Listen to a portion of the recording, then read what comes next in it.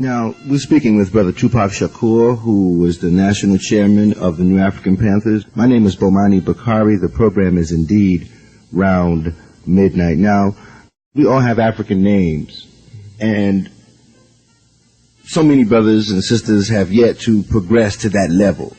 They may not understand that where they got their slave name from in the first place.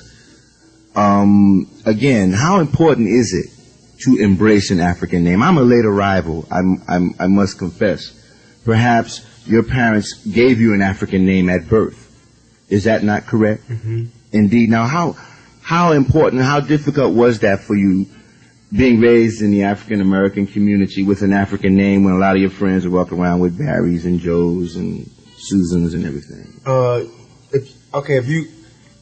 I believe that the New African Panthers are about serious freedom, really reaching out and embracing serious freedom. And if you truly want serious freedom and serious liberation, and you want to have self-determination, how can you do that with the name that somebody else gave you? You know what I'm saying? The name from a person who didn't even respect you. You know, so when my mother gave me Tupac, I felt as though she literally liberated me at birth, cut the ties off me at birth, and set me free. You know, set me on the path to righteousness.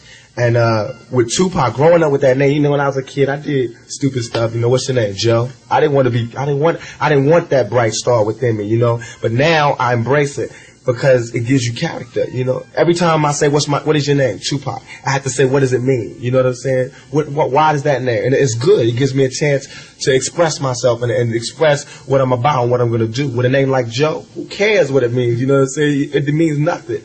Joe Schmo, you know what I'm saying? So what it does actually is liberate you and lets everybody know that you're breaking those chains that this whole society has put on you when you came here. They gave you they gave you a wrong religion, your wrong name, switched everything around and put you in a society. So basically, I think that I'm not trying to put anybody down, and if your name is Joe, I'm sorry. But or if it was Joe. Yeah, if it was Joe. But on the strength, it should shock you. It should make you feel depressed, and it should make you feel bad inside walking around with some other person's name. You need to drop that and liberate yourself and really pick your name up, because they told you your name was stupid when you came here. That's a dumb sounding name. You know what I'm saying? And so now you, okay, Joe, Jay, you know, so pick it up. You know what I'm saying? It's about that time. It's about that time.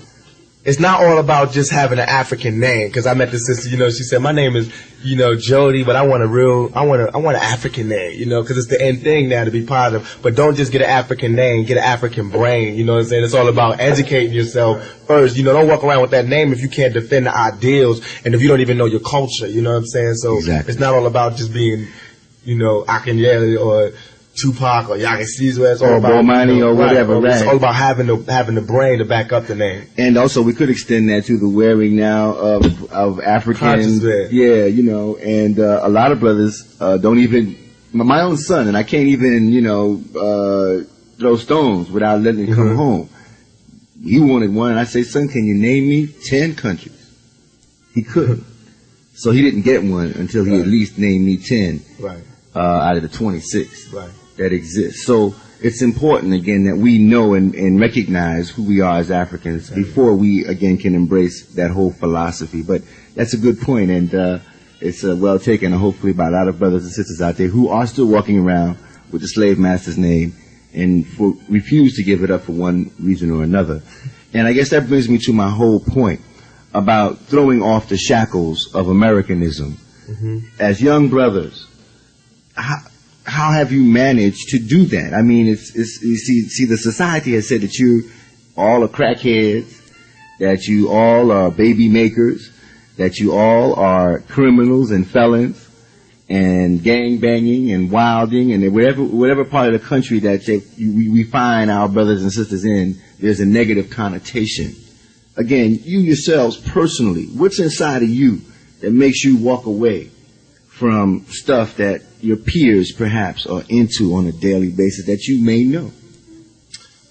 Well, all praise due to Allah. He gave my mother the foresight of, you know, what this country would give to me and try to instill within me. Until she gave me much history starting from birth. And so I was raised knowing that I came from a great culture and a great people, and I was raised loving you know, my people, and knowing that we was meant to do more than stay high and get by. So it wasn't like, I mean, it was never no doubt. It was never any doubt in my mind whether or not, you know, I came from a great race, and whether, I mean, there was no comparison with the pale, you know.